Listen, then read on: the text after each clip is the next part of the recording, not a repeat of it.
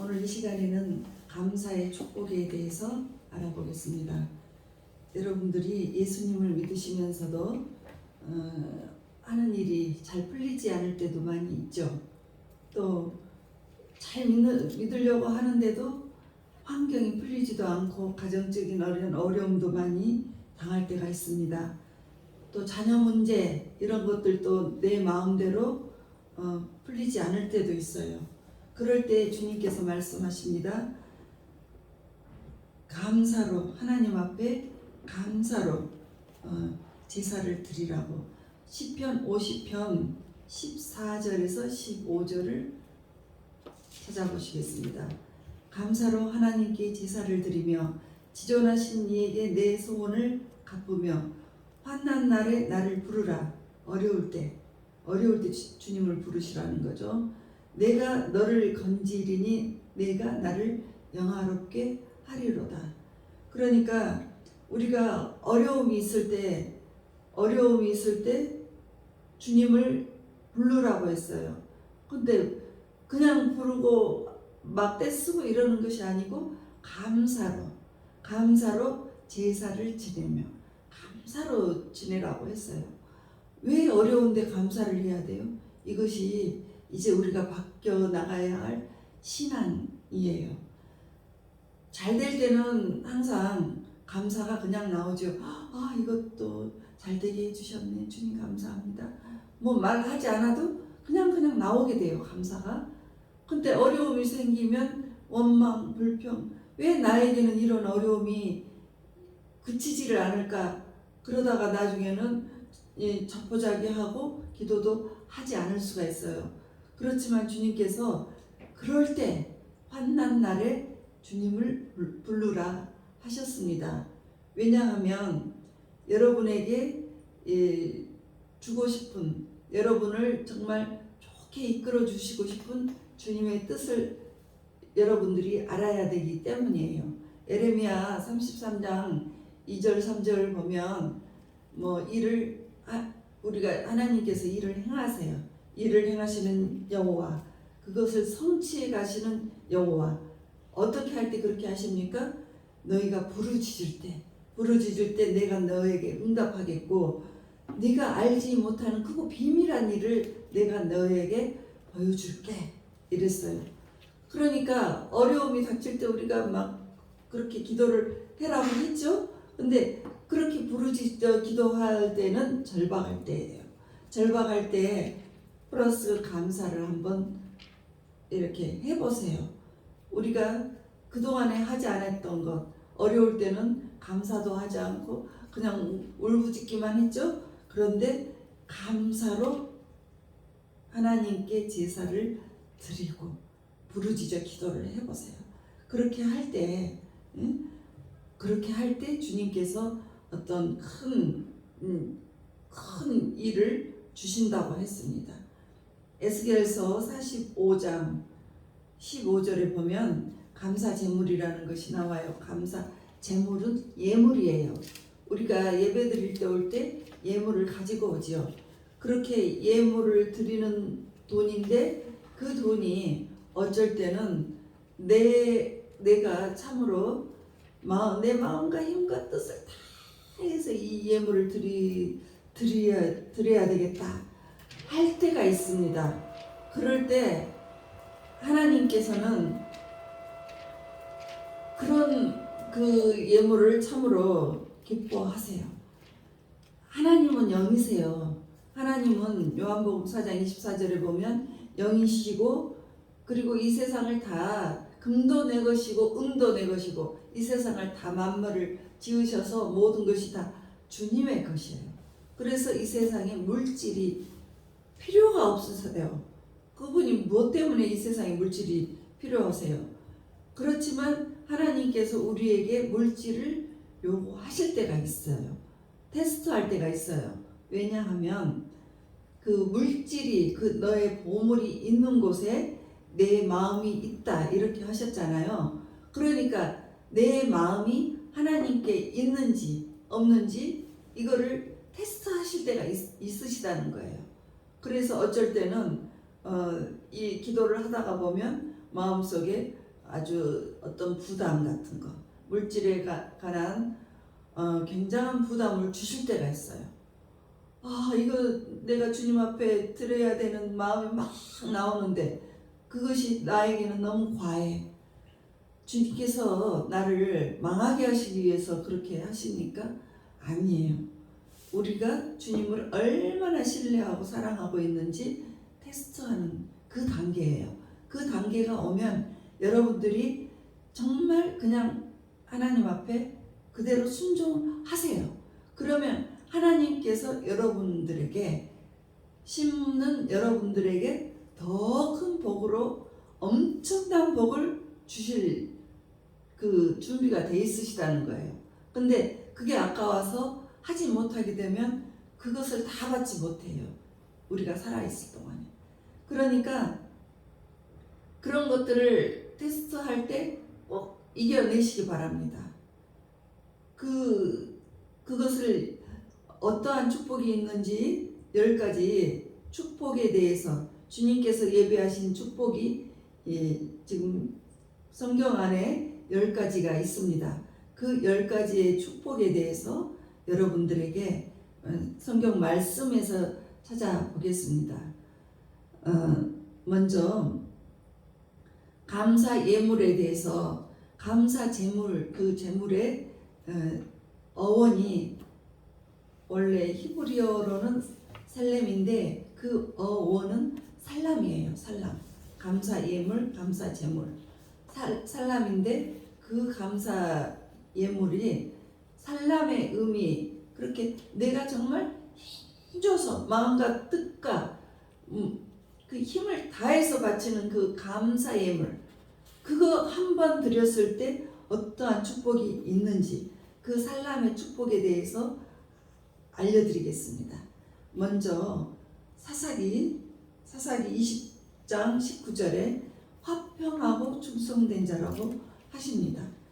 하나님께 감사 예물을 드릴 수 있는 사람은 하나님께 그 관계가 정말 좋기 때문에 감사를 드리는 거죠.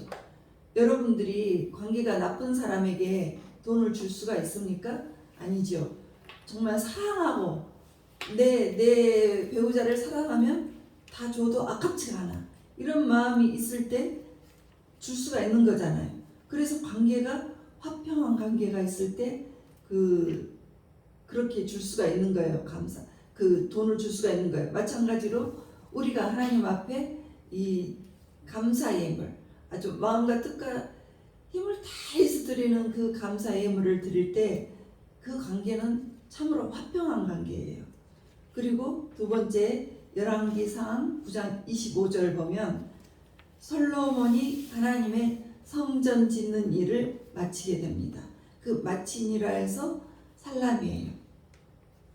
성전, 하나님의 성전이 구약에서는 하나님의 성전이 신약에 와서는 교회로 바뀝니다.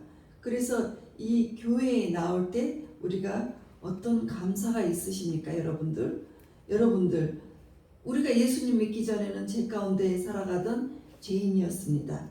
그런데 주님을 믿음으로 인해서 내가 죄사함을 받고 그 예수님 때문에 내가 정말 구원을 받게 되어요. 그리고 나의 죄를 깨끗게 해주셨어요. 예수님의 피가 우리를 모든 죄에서 깨끗하게 해주시기 때문에 내 죄가 없어지고 그리고 하나님의 자녀가 되었어요.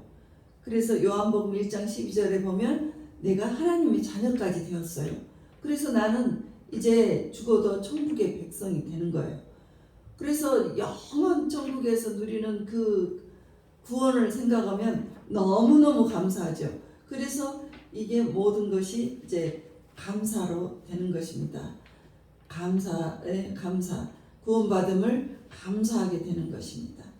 그리고 그래서 내가 주님 앞에 그런 예물을 드리는 것이에요.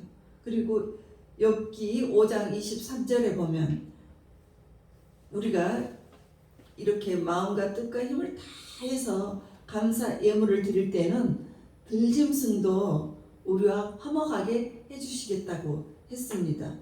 사나운 들짐승도 나를 해칠 일이 없어요. 그래서 그런 감사 예물을 드리는 사람에게는 잔인한 맹수들까지 나와 화목하게 해주시겠다고 했습니다. 그거는 세상에서 우리를 막 해치려고 하는 사람들, 그런 해칠 자가 없게 된다는 거예요. 우리가 살 때 우리를 건드릴 자가 없게 해주십니다. 그리고 네 번째 욥기 8장 6절에 보면 너의 처소를 평안하게 하실 것이라. 너의 처소를 평안하게. 우리가 평안함이 오지 않으면 참으로 불안하게 되는 것입니다. 그렇게 불안하게 되면 밤잠을 설쳐요. 걱정, 근심이 너무 많기 때문에 돈이 많은들 무슨 소용이 있고 권력이 높은들 무슨 소용이 있습니까? 밤에 걱정 때문에 잠을 이룰 수가 없어요. 예. 이거 놓칠까 두렵고 이 자리를 또 뺏길까 두렵고 돈이 없어질까 무섭고 또 자녀가 안 될까 걱정이 돼요. 이게 평안이 주님 앞에 평안이 없기 때문에 그래요. 평안하게 우리를 해주시는 거죠. 그래서 그와 같은 기적을 주십니다. 그리고 욥기 다섯 번째는 욥기 9장 4절을 보시겠습니다. 형통무 복을 주십니다. 내가 하나님 앞에 내가 마음과 뜻과 온 힘을 다해서 감사 예물을 드릴 때 하나님께서는 우리를 아주 형통하게 만드십니다. 막힌 것이 없게 하십니다. 우리는 정말 그 모든 일이 가다가 성공으로 가다가 보면 어느 순간 꼬일 때가 있고 막힐 때가 있습니다. 그럴 때는 참으로 난감해요. 그런데 그런 것들 모든 것들 꼬였던 일들도 그런 일들조차도 형통하게 해주시는 거예요. 그래서 이 막힌 것이 없게 해주시는데 이렇게 하기 위해서는 말도 조심해야 되는 것이에요. 더러운 말은 입 밖에도 내지 말고 에베소서 4장 29절에 더러운 말은 입 밖에도 내지 말라고 했습니다. 그래서 원망 어린 말, 막 불만 이런 말들은 참으로 주님께서 아주 싫어하십니다. 그리고 감사를 할 때 참으로 주님께서 기뻐하세요. 어느 정도로 그렇게 기뻐하시고 어느 정도로 싫어하시냐면 이스라엘 백성들이 애굽에서 탈출을 했죠. 그리고 젖과 꿀이 흐르는 가나안 땅을 가기 위해서 그 과정에 사막의 여정이 있었어요. 사막에서 이 사막을 지나서 이 광야를 지나서 이제 들어가야 되는데 거기에서 그 광야에서 이스라엘 백성들이 처음에는 주님을 막 감사하고 춤추고 노래하고 막 그러다가 이제 젖과 꿀이 흐르는 가나안 땅을 들어가기 위해서 우리가 한번 정탐꾼을 보내보자. 그래서 각 지파 12지파가 있는데 12지파의 대표들을 모아서 그 가나안 땅 가서 정탐을 하고 오라고 했습니다. 그렇게 하고 왔는데 10명은 아주 절망적인 말을 했습니다. 우리는 이제 다 죽었다. 가나안 땅은 아주 엄청난 큰 거인들이 살고 있어서 우리가 거기에 가면 우리는 메뚜기 같아. 그러니까 거기 가서 죽느니 차라리 그냥 애국으로 돌아가자. 우리는 죽을 것이야.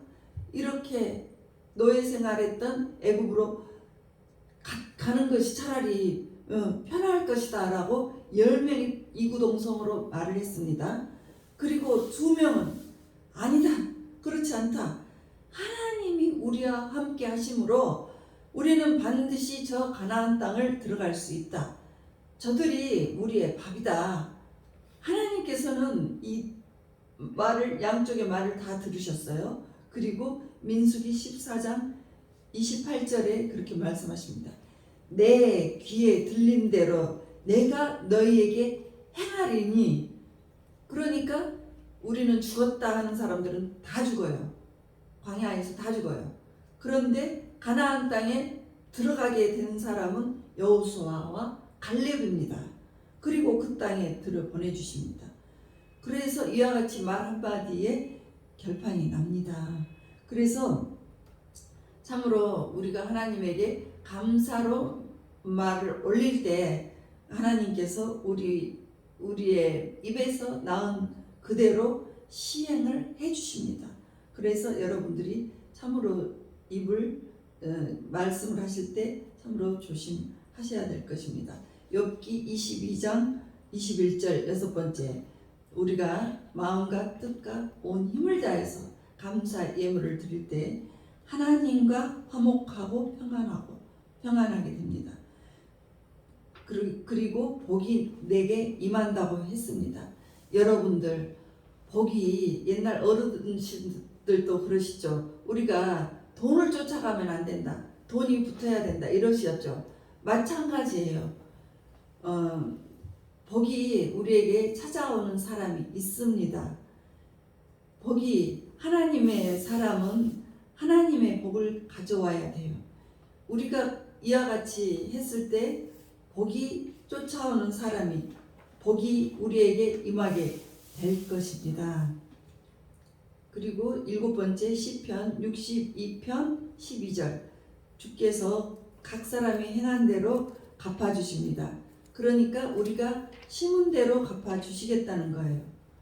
우리가 감사로 심으면 계속 감사할 일이 계속 나올 것이고, 불평을 심으면 우리의 삶이 어려움으로 갈 것이고, 원망을 자꾸 말을 하게 되면 우리의 삶이 자꾸 원망하게 될 것입니다.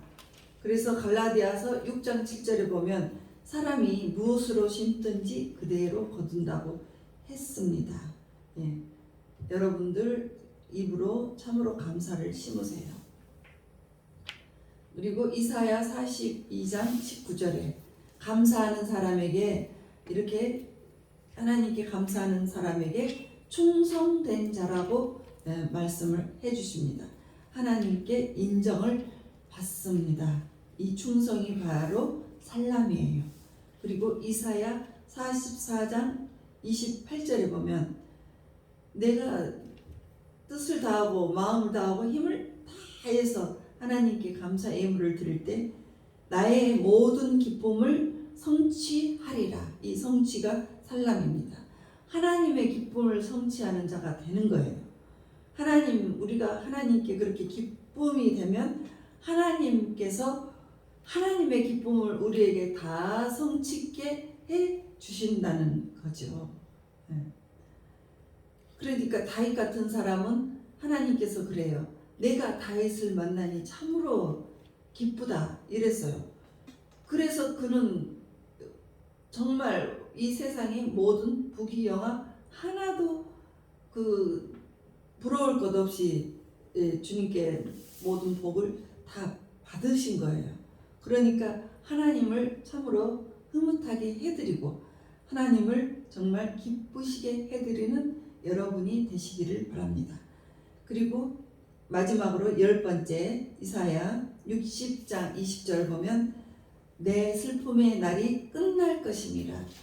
우리가 이 마음을 다하고 뜻을 다하고 힘을 다해서 감사 예물을 한번 딱 드릴 때 이제까지 겪어왔던 고난과 슬픔 이런 것들 다 마감이 되게 해주신다는 거죠. 내가 가정적으로 어려웠던 것이 있습니까? 경제적인 문제 있습니까? 자식 때문에 힘들었던 것이 있습니까? 이런 모든 것들이 다 마감이 되는 것입니다. 시편 6편 5절에 보면 사망 중에는 주를 기억하는 일이 없습니다. 죽은 사람은 누가 지옥에서 주께 감사를 하겠습니까? 우리가 교회를 다닌다고 하나 영이 죽은 자가 있습니다. 그런 사람은 살아있다고는 하나 죽은 자와 마찬가지예요. 그래서 교회 안에서도 예배를 드리는 자에서는 하나님이 계시는데 나가서는 하나님이 까마득하게 없어지어집니다. 그리고 온갖 세상 것들로만 가득 차게 됩니다. 그것은 영이 죽은 거예요. 그래서 이런 사람이 되시지 말고 계시록 4장 9절에 보면 천국에 가면 영광과 존귀와 감사가 있습니다. 우리가 이 땅에서 많이 감사를 하면 천국에 가서도 계속 감사하고 찬양만 있게 되는 것입니다. 그래서 데살로니가전서 5장 18절에는 범사에 감사하라. 이는 그리스도 예수 안에서 너희를 향하신 하나님의 뜻이니라. 감사를 하면 이와 같은 이 좋은 일들을 겪게 된다는 것이죠. 예. 하나님과의 관계가 화평케 되고, 그 다음에 우리가 정말 죄사함 받고 천국 백성이 되고, 그리고 세 번째는 세상에서 우리를 건드리고 해칠 자가 없게 되고, 나의 처소를 평안하게 해주시고, 그리고 형통케 됩니다. 막힌 것이 없고, 그리고 여섯 번째는 복이 임해요. 엄청난 복이 임합니다. 그리고 충성된 자, 그리고 기쁨을 성취되고 슬픔이 끝난다는 거죠. 이와 같은 복을 받게 될 것입니다.